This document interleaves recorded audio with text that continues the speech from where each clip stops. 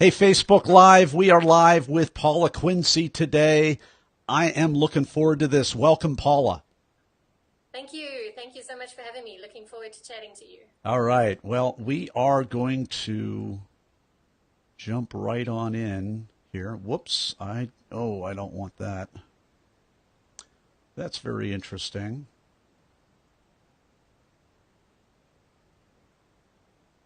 Oh, we're having all kinds of fun things with Zoom today because the last time I did this, I was able to pull up my information without it being broadcast on the screen, and I don't want to be doing that right now for obvious reasons. So,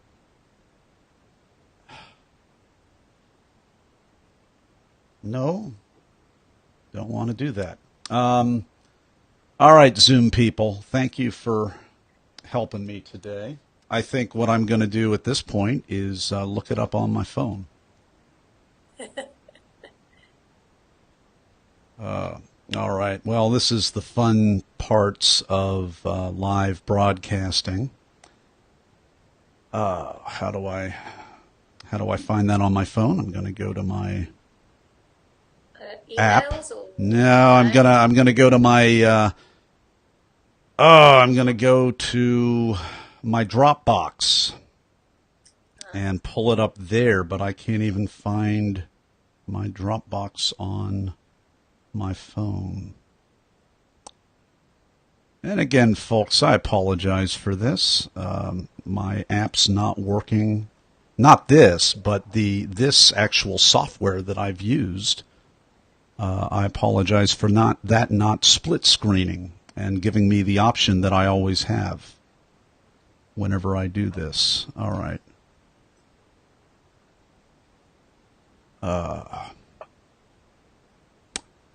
Oh, there it is right there. And the Dropbox icon has a background of deep blue, which I don't ever remember that having. So that has a big reason why I haven't been able to find that. Here it is, docket for today. Pulling it right up on the phone here, folks. There's Paula right there. Why relationships are the currency of the future. And then I'm going to have a little bit of a, formatting issue with, I'm just going to have to read your, I'm going to read your bio, and I'm going to scroll it along with my finger, and I'm going to do this like a boss. Paula, thanks for being a pro here. All right. This is actually, folks, this is the first day that I've done this, switching from Skype, which is becoming more and more unreliable, to Zoom, which everybody says is super reliable, and using it with the eCam broadcasting software. And all the things that used to be automatically selectable, they're nowhere to be found. So that's the case right here. But you know what? I'm ready to go. Paula, you've been ready to go for a while. What's the timestamp on this? We'll just let the people at home know to fast forward this video a while, and we'll just jump in because we almost got started talking about all kinds of amazing things here a moment ago. So, any questions on your end before we go live? I think that potentially questions would be: Are there anybody? Is there anyone out there that has any questions they want to ask me potentially? Well, I'll let you know if they, Facebook Live, we'll do that at the end of the interview. If they type in comments or questions, or even if we're not live anymore, Paula will be checking this out and she can respond to you on the questions there. So that's usually how we handle the format right there. Okay, So, perfect. Paula, you ready to rock? Yes, let's do this. Awesome. Let's do it. All right. We are live in 3, 2. We are live with Paula Quinsee. Paula, are you ready to talk? Yes, let's do this.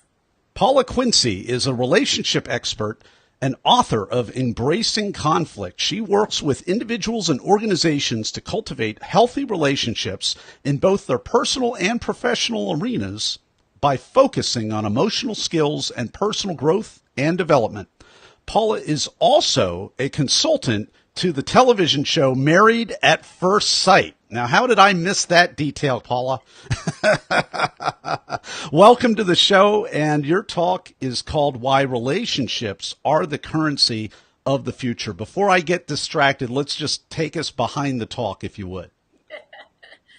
Then thank you so much for having me on the show. It's great to be with you. So, yeah, I mean, the work that I do, people keep talking about the fourth industrial revolution and how robotics and AI and big data is going to take over the world. And I was doing some research and about job skills of the future. And all the job skills and the types of jobs of the future is going to be around people. Complex problem solving, managing people, managing conflict. And funny enough, one of the top jobs that came up is an elderly wellness person. So taking care of the elderly, because with science and the way we are aging and the research and everything from a wellness perspective, we're going to be living longer and longer. And scientists are predicting that by the year 2080, we're going to be living to the age of between 150 and 200 years old. Mm-hmm. But robots won't look after us. No. Say that again. By the year 2080, we're going to be living until we're almost 200 years old. I've never heard that before. Crazy, right? But yeah. If you Google it, and if you Google the research, you'll see the research come up, which is just crazy. I can't even imagine living past 80, let alone 150. Well, that sounds like an economic calamity to me. I mean, very few people, maybe if you're Bill Gates or a centimillionaire, you'll be able to pay for yourself. That I just never heard that before. When I don't hear something before, it's likely the Talk universe hasn't heard it before either as well. Paula, my favorite part of your talk is, you start talking about all of these trends and the way that they're going, and then you kind of admit to being under the influence of the trend, because when you text your hubby, he's a lot like me. I've got my phone on silent all the time. It doesn't buzz. I like being in my head. I like thinking and focus, concentrating. The last thing I want is to have this thing go off. And you admit to kind of poking him and saying, hey, you're not wired enough, which is the very thing in your talk that you're trying to persuade us against. So I appreciate the humanity.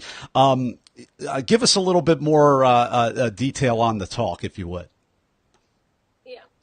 So it's really about human connection. And because we live in the world where we are constantly connected through devices and platforms and apps, and we're getting constant information coming at us. One of the new luxuries is going to be distraction-free time, where we spend quality time with the people that are important to us, being our partners, our children, and that quality of life versus constantly plugged in.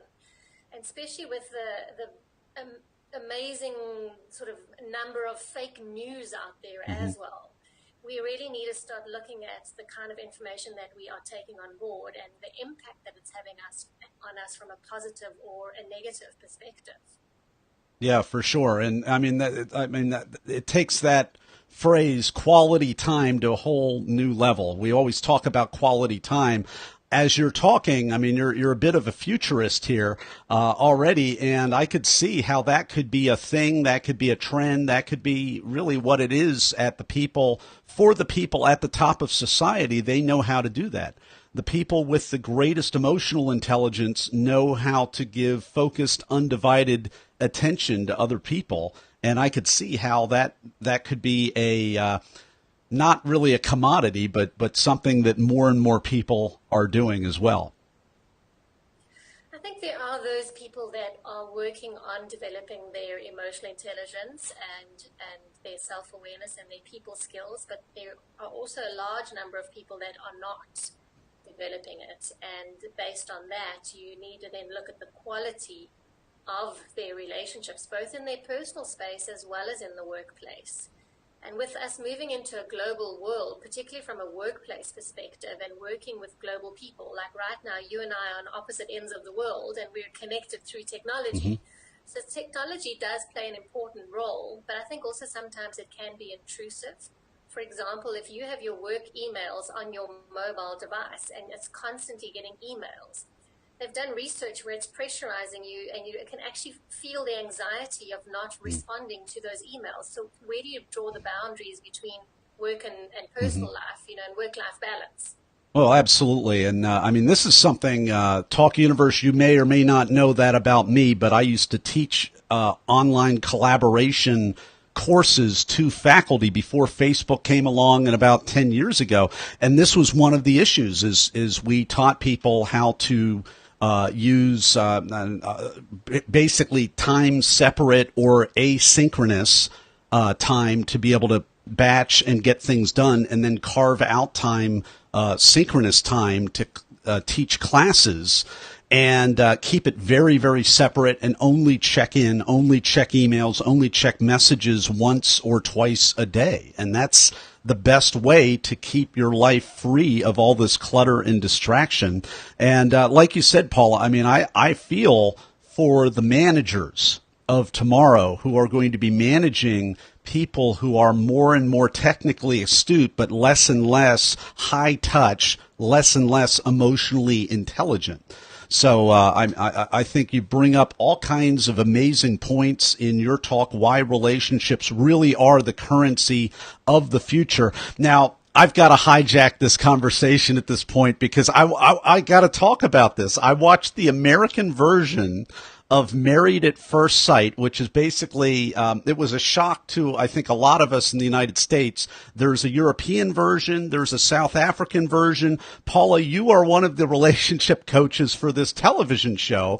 And in the United States, we're not used to arranged marriages, for sure. And I know that, that may be a little different around the world and whatnot, but we talked a little bit before this. I'd love to hear a little bit of what you've learned.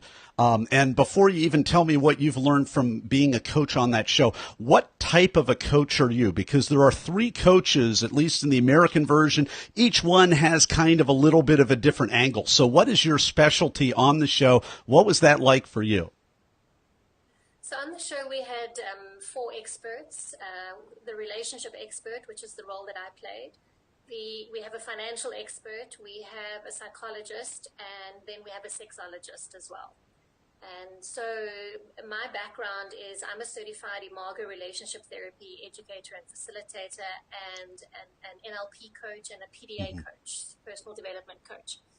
And working with Imago relationship therapy, it's really about working with a relational space between 2 people. So from a relationship dynamics perspective, communication, conflict, childhood upbringing, we call it childhood wounding. We all get wounded in childhood.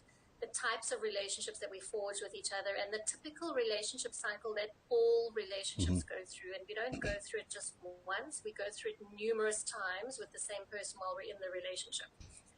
And so that my role was to work with couples through the journey and help them navigate the relational space between them and their relationship.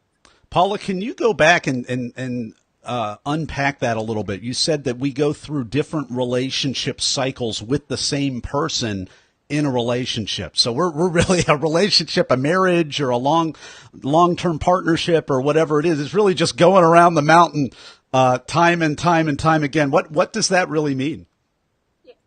So the first phase is what is commonly known as the honeymoon or the romantic phase, when we first meet someone and fall madly in love with them. Now that phase, depending on the dynamics between the 2 people, can take anything from 3 months up to 24 months.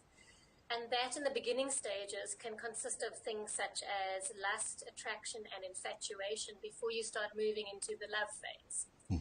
And then we can be in that role where we kind of, they've done research where the chemical reactions going on in our bodies, which is serotonin, dopamine, oxytocin, and adrenaline, is almost the same high as someone that is an addict. Which is why in the honeymoon romantic phase, we love everything about our partner. They can do no wrong, and they are the best things since sliced bread. Until we start moving into the next phase, which is what we call the power struggle phase. And in the power struggle phase, it always starts with this is hitting close to home, Talk Universe, maybe for you as well as for me. You've been through some of these things, and we love it. We love it. This is part of living, right? Go on. Now you're going to love this even more because the power struggle phase always starts with the little things such as the toilet seat, the toothpaste tube, the wet towel on the bed or the floor, or the shoes that have been left in the passageway, whatever it might be. It's these little things of frustration that start playing out in our relationship. And so I refer to that as the smoke screen. That's the smoke screen, those frustrations. The real thing underneath is emotional needs are not being met in some way, form, or shape. But because we're human beings and like tangible things, see, touch, feel, we focus on the object of our frustration. So the wet towel on the bed or the floor. But it's actually been going on for a while underneath the surface. And potentially we are feeling unappreciated, not valued, not loved, not important, like we're invisible, depending on what's playing out between the couple.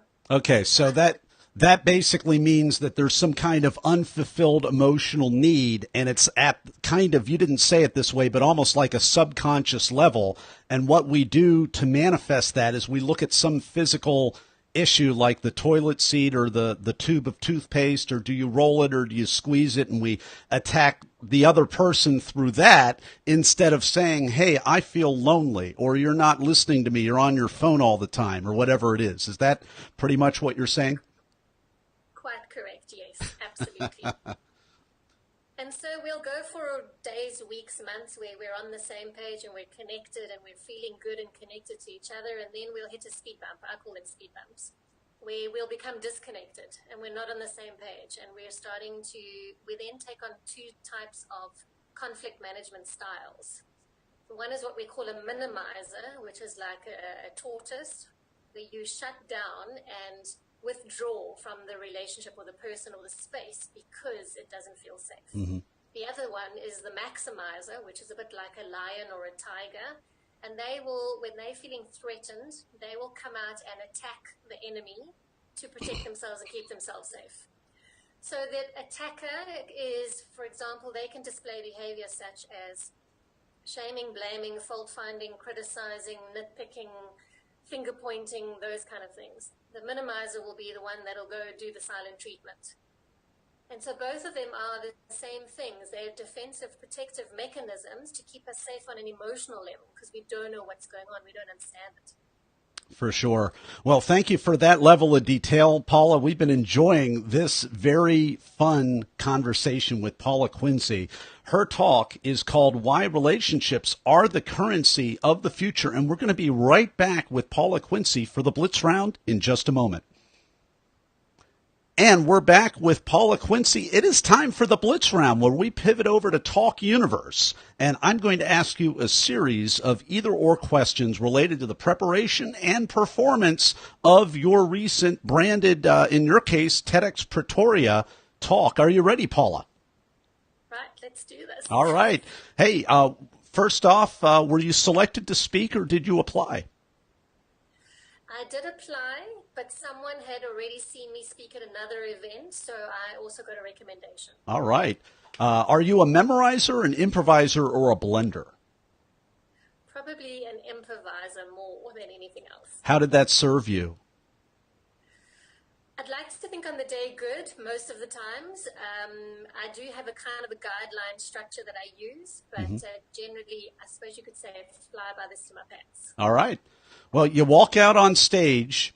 Did you have nerves, or are you in the zone, or neither, or both? Most of the time I'm in the zone, but to be honest, with the TEDx talk, there were some nerves. What would you do differently next time? I think next time I would probably have a bit more of a structured guideline than really leaving it a little bit too loose like I generally do. Okay. So that you'd be a little bit more of a blender than I suppose. So now what's a tip, a technique, or a tool that helped you, Paula? I like to focus on 2 or 3 particular people in the audience and engage and connect with them. And when I see them responding positively back towards me just through body language or nodding of heads and that and agreement, it just relaxes me, calms me down, and then I sort of get more in the zone. All right. Hey, we've been enjoying the Blitz round with Paula Quinsee. And before we go any farther in this interview, I want to let you know where you can go to watch her excellent talk. It's called Why Relationships Are the Currency of the Future. If you don't want to type that into YouTube, you can go to our show notes page at BeTheTalk.com. We will have a clickable link right there, as well as you can go to PaulaQuinsee.com and find out more about the amazing work that she does. Paula, Paula, Quinsee, Quinsee, Quinsee, PaulaQuinsee.com. And we'll be back with Paula Quinsee's final word of advice to us, Talk Universe. And we're back with Paula Quinsee. It is time for the final word of advice. So I think, my final word of advice would be follow your dreams, step into that fear, as scary as it is, because if you don't try, you'll never know. Paula Quinsee, thank you so much for carving out time to come on the talk today and share your wisdom with Talk Universe. Thank you so much for having me. It's been an absolute pleasure. All right, that's a wrap. Great interview. And again, if you have any questions or comments for Paula, you say, hey, what's up with that show? What do you think of this? Now, she might not be able to answer everything. Like I remember certain couples on the American version of the show, and I'd love to ask, hey, what's up with that? I'm sure that there's probably a limit to what she could answer. But if you have like a general relationship question and it's after the recording of this, I'm sure Paula will still be checking out the page right here, and it's a great way to be able to reach her. Paula, thank you so much. Anything you'd like to say? We're still broadcasting, so anything for live universe before we go off to a private conversation here. Yeah, I think for those people in relationships or looking to get into a relationship, there's no such thing as the perfect person or the perfect relationship. It's how perfect can you be for each other. It doesn't have to be hard work. It's the little things that you do every day for each other that actually builds and grows your relationship to your version of happily ever after. Great.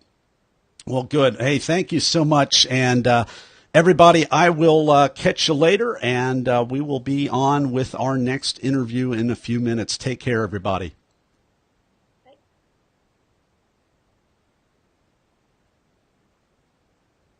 Oh, it's over. Take care, everybody.